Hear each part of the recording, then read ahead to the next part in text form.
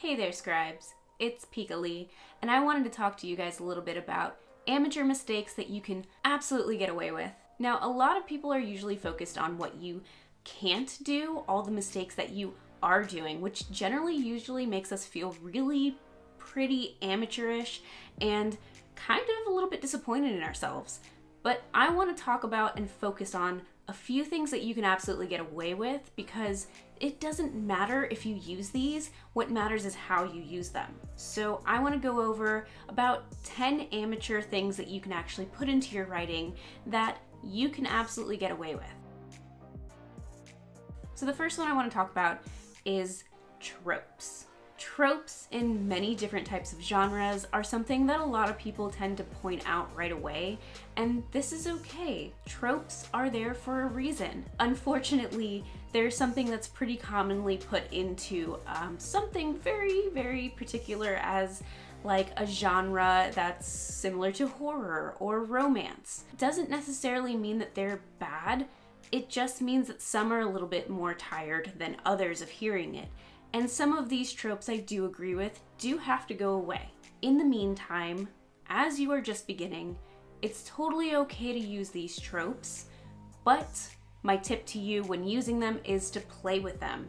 Give them a little twist, update them a little bit, something that you would like to see on that sort of trope. If you've got some sort of meet cute that's going on in a romance, don't be afraid to kind of shake it up a little bit. Something new agey, something old-timey, something we haven't seen in a while. Bring it back and make it a little bit more vibrant. And that's really kind of the thing that we're asking you to do when we say don't use tropes. We're really kind of just asking you, instead of trying to avoid them if you cannot, go ahead and just make something a little bit more special out of them. Telling more than showing. I happen to be one of those people who struggled with telling more than showing, and that's totally fine. You'll see a lot of people who explain that in the beginning, they did the very same thing. It's really, really tough to actually get out of it. And if you can take yourself out of doing that, totally fine, totally great. But some people are just not yet there at expressing information that's very pivotal to a storyline without having a character just kind of, what people say, info dump. And this is something that you'll grow out of, trust me, because you're gonna learn that there's new ways to attack a scene. You don't necessarily have to do everything with dialogue, but if you are that kind of person who does have a specific genre that you're writing, and you typically would use more dialogue in that sort of genre, that's going to be something you're going to have to figure out and balance, because there are a lot of writers who do tend to write on the more dialogue-driven side, and that's totally fine. And you'll see that with people like, if you've seen the show Westgate, no, I'm probably going to backtrack, but so West Wing. West Wing was probably one of those shows that admittedly had a lot of dialogue. It was all basically story driven through characters interacting with each other and speaking to each other, and that's pretty much what set up a lot of the conflict and became a lot of the obstacles later on. That particular writer, he's actually quite a dialogue driven writer, and that's just his style. That was his voice. And so when you kind of create your voice, you're gonna find out whether or not you're gonna be that dialogue driven type of writer, or if you're gonna be someone who's gonna be able to kind of showcase more action through body language or through objects in a room, because that's where you're gonna have to find that balance. Now, it's not to say that you can get away forever with doing this.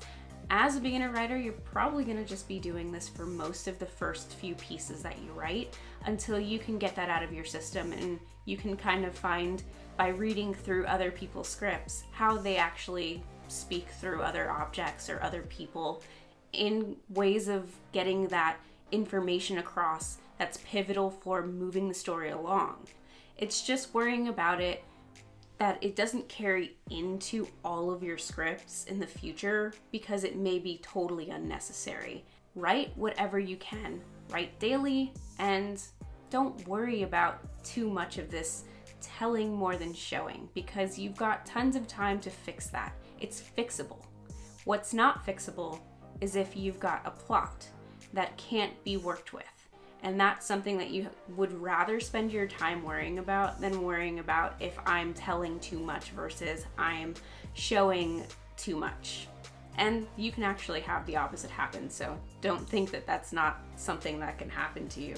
You can totally show too much and it be completely mumbled up because you can't figure out what they're trying to say because you're trying to point at objects that we don't understand what the significance is.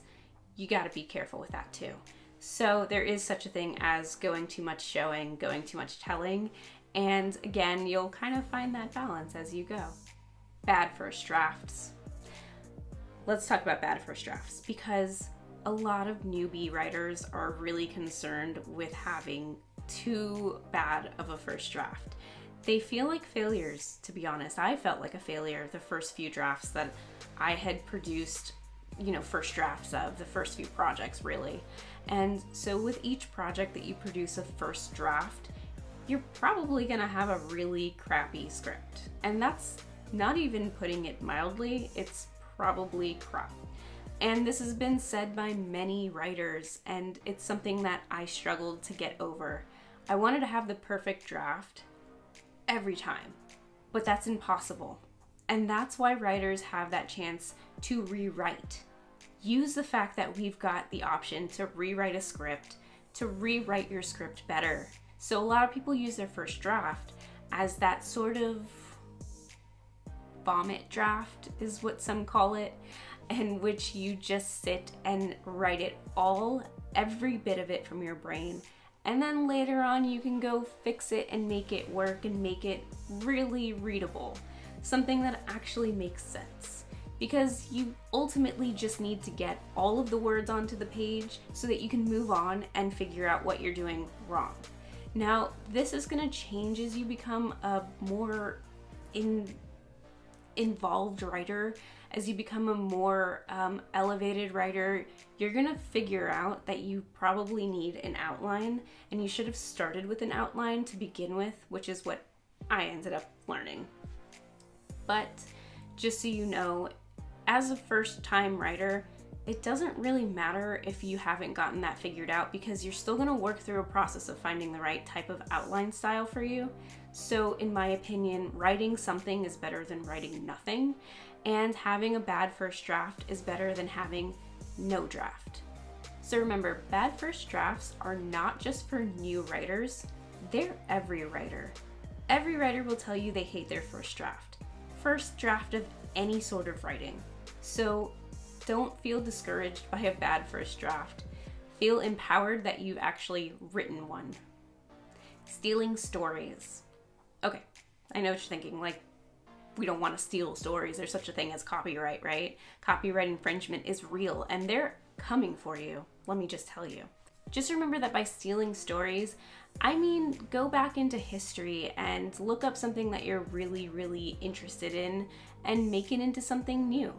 Revamp that idea. People have done it a ton of times. I mean, let's talk about Disney for a second.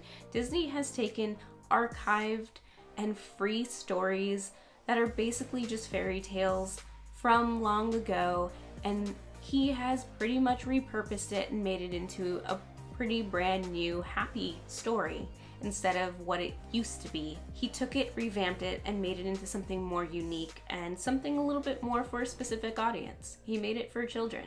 I mean, some of these stories were actually very violent and only really used to warn people of bad behaviors. I mean, if you think about Pinocchio, Pinocchio's original story was really crazy. I mean, I think he even got his legs chopped off. So just think about that for a second and know that it's okay to kind of steal these stories, as long as you're not infringing on copyright laws. And that's really what you're doing with stories. You're repurposing them, whether from your life, from others, something that you may have heard on, I don't know, a news story, or something that you've heard from a family member. You can absolutely take stuff from real life and repurpose it, and you can absolutely take a story that you've heard before and make it something quite new. You just don't want to steal someone else's work. Do not actively go out there and I do not condone you taking someone else's script and saying, I can write it better than them, and stealing that idea. That's not what I'm saying. You want to be able to take things from your own perspective, and if it's come to you naturally, go ahead and use that. Little action description or too much action description. So this is kind of something that I've seen over and over again in things that I've read from people and things that I've seen in my own work. I've written too much description, like an overwhelming amount of description, and I've written it pretty incorrectly too, because a lot of people get that confusion where if you're writing a screenplay, you're gonna write it like a novel. Not true. By the way, all of these tips that I've been naming are definitely pretty useful for both amateurs in novel writing and screenwriting, as I do both, and they're pretty similar except in format.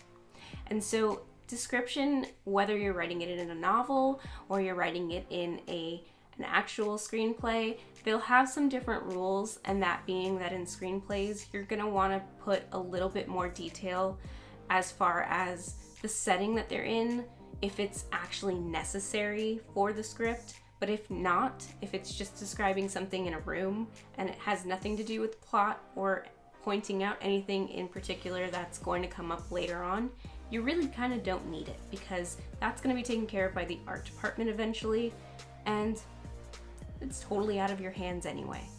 But again, if you're going to write your description in script, you're gonna have to write enough information to tell us what the person is doing, where they're walking to or going, and what they're doing in the scene. That way we've got more direction for the actual actor, and this is gonna convey what might be something that they're feeling in the script, and you're only gonna wanna write what's necessary. So you can keep it pretty short, and you can pretty much chop it up if you've got too much bulk coming up into your description. You can absolutely actually just chop that up in between dialogue. Now, writing too little description in screenwriting is probably something that I would say might be a little more concerning, because if I don't know what's happening in the scene, I'm just gonna have a bunch of talking heads. Because if that's all that's happening in the scene, talking and dialogue, and there's no movement, I'm kind of confused. They're sort of in this white room with me not understanding what's going on or what's inside their thought process and what is it that the actor is supposed to be doing. So generally your description is for the actors to interpret, and also for anybody else who has to kind of put the scene together to kind of gather what they've got to have to help play the scene out. So it's pretty important for you to have a fair amount in there. But again, too little is a little bit concerning, but can also be remedied with another draft. So it's not exactly a big deal. Now, as for novel writing, writing too much description can sort of inhibit someone's interest in what's going on if you're describing too much of what's in the room. So that's something that you have to be aware of. And if you're writing too little and you're doing a whole lot of talking, it's sort of the same thing as screenwriting. You're already working with a room in which the person's in, and you're unsure of like what's going on with these two. So having too much dialogue and no description of what's happening is sort of like just placing you in a white room and telling you, yeah, these people are just talking, and you've got to figure it out from what they're saying, instead of any other actual movements that could be just conveying something really interesting that could be, you know, showing more than telling, because both types of writing actually deal with the same type of thing. Showing and telling is a pretty big deal, even if one medium is more for actual screen and the other one is more for the imagination. You've still got an imaginary screen in someone's head that you've got to really play to. So just remember that. And if you're enjoying these videos, hit that subscribe button, and I will see you guys in the future scribes.